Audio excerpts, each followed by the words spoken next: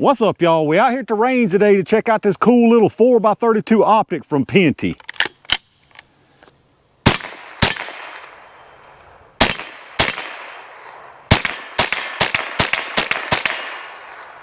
Let's go over and check this thing out and then we'll have a little more fun. All right, y'all, let's take a look at this thing. So like I said, what we got here is the 4x32 optic from Pinty. If you'll notice, it's got a pretty familiar form factor there of the good old ACOG. Now, in no way am I saying this is comparable to an ACOG. I'm just saying, you know, it's no denying it's got that form factor of the ACOG. But it's a fixed 4x zoom on it. It's got a nice BDC etched reticle on the thing. If I can find a picture of the reticle, I'll put it up here on the screen. It is a really nice reticle. I can say already from just checking it out just a couple times, really nice clear glass, really nice reticle. You got your fiber optic rod wrapped around right here instead of going down the top. So really nice light emission through that fiber optic rod. It really nice lights up the center of that reticle, very bright red. You got your focus here on the back, and then you got some cap turrets for windage and elevation. As you can see, it's got a little piece of pick rail on the top, so if you want to start stacking accessories and stuff like you're leveling up in Call of Duty, you can stack to your heart's content there. It's got a pretty nice mount on it with some nice big thumb screws so you can tighten it down real nice. One other kind of cool little thing on it is, I don't know how well you're gonna be able to see, but there's an opening up under above the mountain between the actual optic that's got a sight line all the way through there so you can get a sight picture without using the optic. And now for the one big negative that I'm noticing already just from shouldering this thing and getting a sight picture a couple times, the eye relief on this is incredibly short. I mean super short. You're talking about I don't know, maybe an inch of eye relief, just very short eye relief. So you probably wouldn't want to use this thing on much above a 223 on an AR or something like that. As y'all can see, I've got it mounted on this 22 LR, this little HK416 22 LR. It's no problem on this obviously because there's no recoil, but if you have something with some heavy recoil, I could see some scope bite because you got to get pretty good up on this thing to get a good sight picture. But this is actually the first time I've shot this 416. Those shots y'all just saw there, I actually picked this thing up used at a pawn shop. It's been quite a while ago. It's practically brand new. I got a super deal on it, so I grabbed it when I seen it in there. It didn't have an optic on it, so I just hadn't had time to fool with it. So Pinty wanted me to check this optic out, so I figured I might as well slap it on here, check this thing out. If y'all are interested in this optic also, by the way, I'll leave some links down below and I'll leave a code for a discount on this thing. I've got a few different types of ammo out here. I'm gonna run through it. I'm probably just gonna use the standard velocity stuff. Brought some of this AR tactical stuff. All of it's copper plated. Even the Aguila, I brought some of the super extra Aguila. It's copper plated also. They're all 40 grain. I guess I should have paid attention and brought a different weight, but we'll go with the 40 grain and see how it likes that. But anyway, let me get some stuff set up. I think I'm gonna keep it at 25 and 50 for zeroing this 22 in. Going out to 100 right now is just kind of pointless with this 4x zoom. I'm not gonna be able to see decent enough to even group out there. Now I will, after I get it grouped in, I'll shoot some steel at 100, but as far as precision trying to group, I'm gonna keep it at 25 and 50 today. All right, y'all, I got us a paper target set up down there at 25 yards. I changed my mind on the ammo. I'm gonna go with this Aguila, the super extra 1225 feet per second stuff, 40 grain solid, copper plated, instead of the standard velocity CCI. I just got a lot more of this, so I figure I'll try to get it sighted in with this. But anyway, I've got 10 rounds loaded up. I'm gonna do some 5-round groups. Did we load one there? Yeah, we did. I must have had the bolt locked back. I'm gonna do a 5-round group on this thing and see where we're at. I did a rough bore sighting and it was pretty good on that steel, so I expect we ain't gonna have a whole lot of adjustment to do here.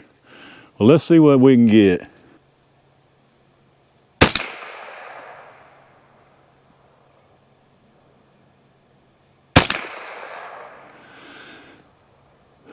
So one thing I can tell you, this ain't a review on the 416, but the trigger on this thing sucks, y'all. The trigger on this thing absolutely sucks.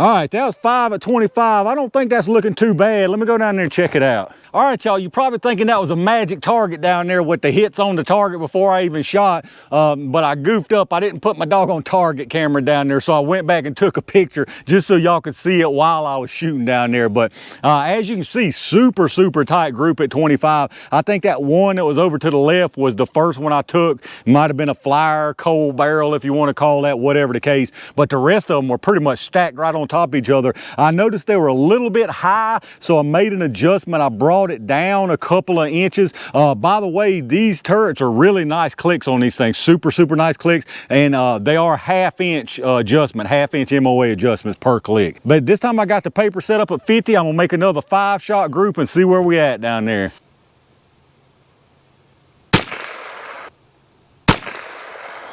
Man, I'm telling you, this trigger is just incredibly heavy on this thing, y'all. Incredibly heavy trigger.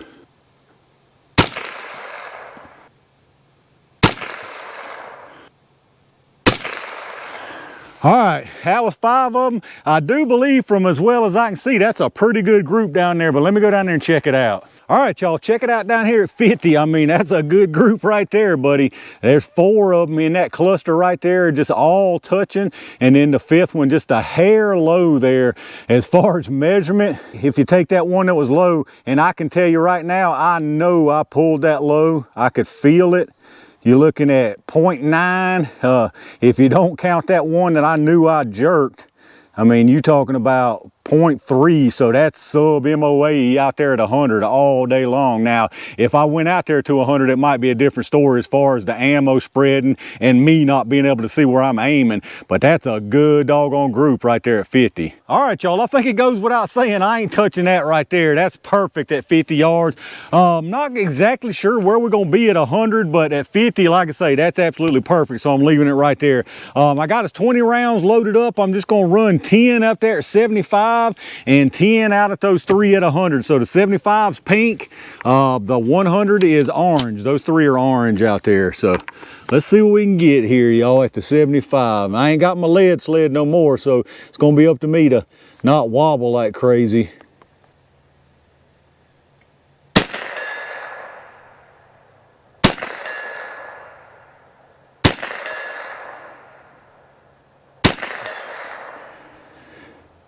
All right, those are looking pretty good down there.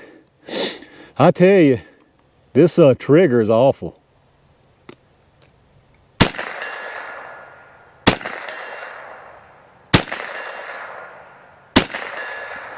That's hitting right at point of aim down there at 75. So let's move it on out to 100. I don't think I used 10, but let's go out to 100.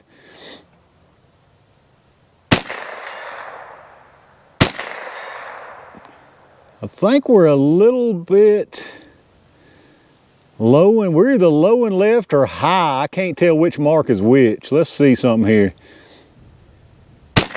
All right, I tried the 10-inch round on the right, so I'm thinking that's low down there. Let me hold up above that 10-inch on the right. No. No. I don't know where we're at 100. Let me go back to the silhouette.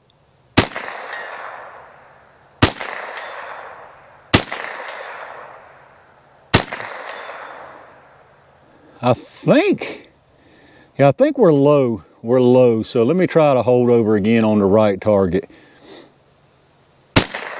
No, a little more. No, I don't know where we're at. I think we're down low down there at 100. I can hit every one on that silhouette, but I'm not sure where my hold over or under is at on those 10 inches, but I'm happy with that for sure. Like I said, if I can hit that silhouette at 100 and see them hitting low, I'm good with that all day long. All right, y'all, I do believe I've got this thing dialed in pretty good out there with this little Pinty optic. So you know what that means. It's boom boom time. I got us 3 of them set up out here. I got one at 50, one at 25, and then one right here at the 10-yarder. So let's see what we can do. Y'all know these boom boom trifectas, a lot of times, at least one of them gives us some problems, but hopefully we'll be all right here. Let's see what we can get it to do, y'all. Well, I busted that one all 2 pieces and maybe didn't have enough velocity on that one. That's pretty pathetic. Let's get to 25 and a 10. Surely we'll have enough.